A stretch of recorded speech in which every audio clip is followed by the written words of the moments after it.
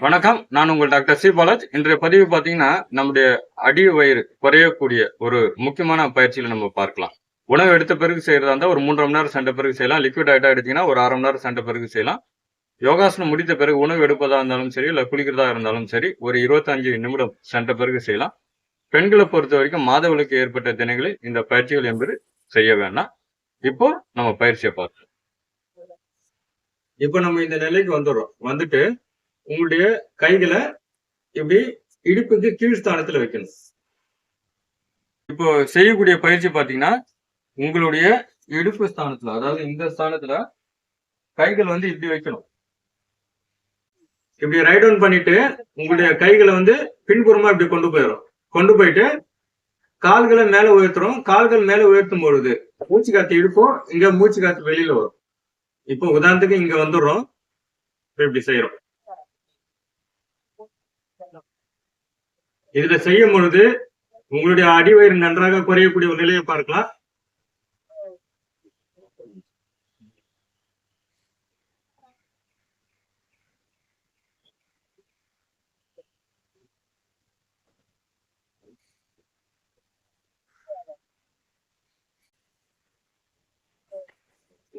இப்போ இரண்டாவது சுற்று.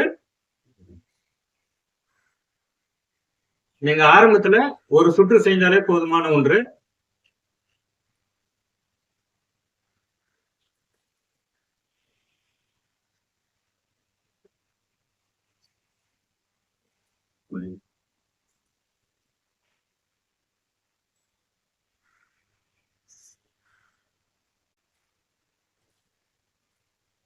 இப்ப பாத்தீங்கன்னா அதே போல உங்களுடைய இரு கால்களும் உயர்த்தும். இப்படி நிறுத்துறோம். இதுல ஒரு 20 எண்ணிக்கை நம்ம அப்படியே இருக்கிறோம். சாதாரண மூச்சு.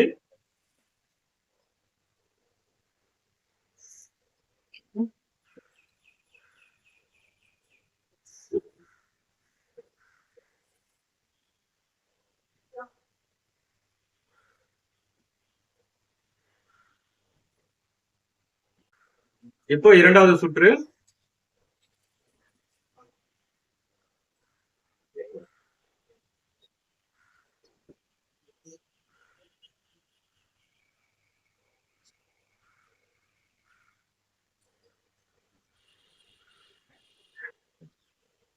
இப்போ உங்களால இது போல செய்ய முடியல இந்த ஒரு பட்சத்துல இதுக்கு வால் சப்போர்ட்டோட நம்ம செய்யலாம்.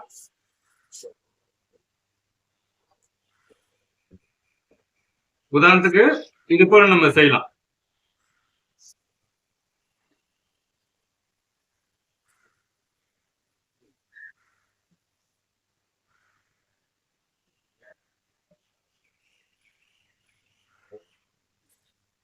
இந்த பயிற்சிகள் செய்யும் பொழுது உங்களுடைய இந்த ஸ்தானம் முழுமையாக குறையக்கூடிய ஒரு நிலைன்னு பார்க்கலாம். நம்முடைய கல்லீரல் மண்ணீரல் பித்தப்பை ஸ்ட்ரென்தன் பண்ணும். அதே போல சக்கரவர்த்திக்கு ரொம்ப நல்லதுன்னு பார்க்கலாம். யூட்ரஸுக்கு ஒரு மிக சிறந்த ஒரு பயிற்சிகளாக எடுத்துக்கலாம். உங்களுக்கு எது முடிகிறதோ, சுலபமாக இருக்கிறதோ அந்த பயிற்சி என்பது செய்யலாம். இப்போ அடுத்தது பார்க்கலாம். இப்போ கால்களை பாத்தீங்கன்னா மேல கொண்டு வரோம், இப்படி லாக் பண்றோம். இதுல ஒரு 25 எண்ணிக்கை நம்ம அப்படியே நிறுத்தலாம். 2 சுற்றுகள் செய்யலாம். 1 2 3 4 இது போல ஒரு 25 எண்ணிக்கை. இதுல செய்யும் பொழுது பாத்தீங்கன்னா இந்த இடம் நல்லா அழுத்தம் கொடுக்கும். உங்களுடைய சக்கரவர்த்திக்கு ரொம்ப நல்லது. ரத்த ஓட்டம் சீராக்கக்கூடிய நிலைன்னு பார்க்கலாம். ஜீரண சக்தி அதிகரிக்கும்.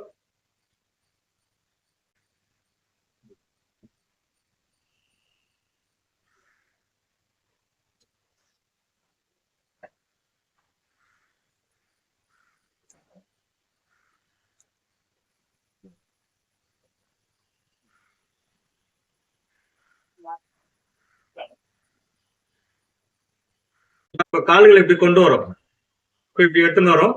இதுல இங்க மூச்சு காத்து இழுப்போம், இங்க மூச்சு காத்து வெளியில வரும்.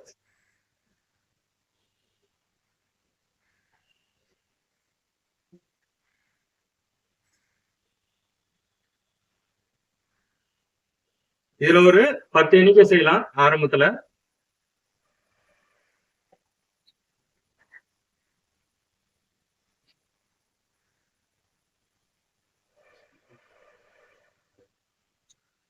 இப்போ இதுலயே ரிவர்ஸ்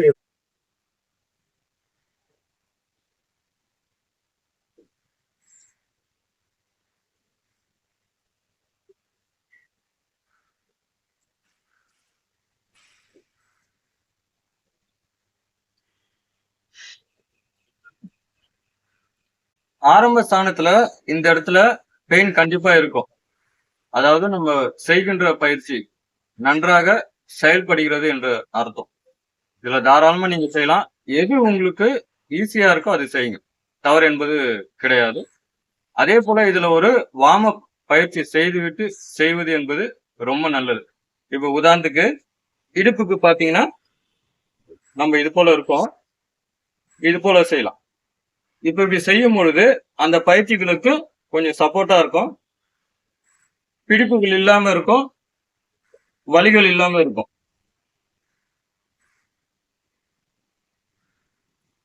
இப்ப உதாரணத்துக்கு இது ஒரு 5 எண்ணிக்கை செய்து முடித்த பிறகு அந்த பயிற்சிகள் என்பது செய்ய தொடங்கலாம். அவ்வாறு செய்யும் பொழுது உங்களுடைய இது போல வார்ம் அப் எக்சர்சைஸ் செய்துட்டு செய்யும் பொழுது உங்களுக்கு இடுப்பு என்பது நன்றாக செயல்படக்கூடிய ஒரு நிலையை நம்ம பார்க்கலாம். இது ரெகுலரா செய்து கொண்டு வரும் பொழுது உங்களுடைய அடிவயிறில் சேருகின்ற கொழுப்பு பகுதி என்பது சரி செய்யப்படுகிறது. அதே போல சக்கரவாதிக்கு நல்லது. லேடிஸ்க்கு பிசிஓடி பிரச்சனைக்கும் சரி, பிசிஓஎஸ் பிரச்சனைக்கும் சரி, அதே போல டெலிவரி ஆன பிறகு ஏற்படக்கூடிய அந்த வயிறு உபசத்தையும் சரி செய்யக்கூடிய ஒரு முக்கிய நிலையா பார்க்கலாம். சக்கரவியாதிக்கும் ரொம்ப நல்லது. உங்களுடைய ஜீரண சக்தி அதிகரிக்கக்கூடிய ஒரு நிலை. வாயு சம்பந்தப்பட்ட பிரச்சனைகளுக்கும் ஒரு தீர்வு சொல்லக்கூடிய ஒரு பயிற்சிகளாக பார்க்கலாம். நன்றி, வணக்கம்.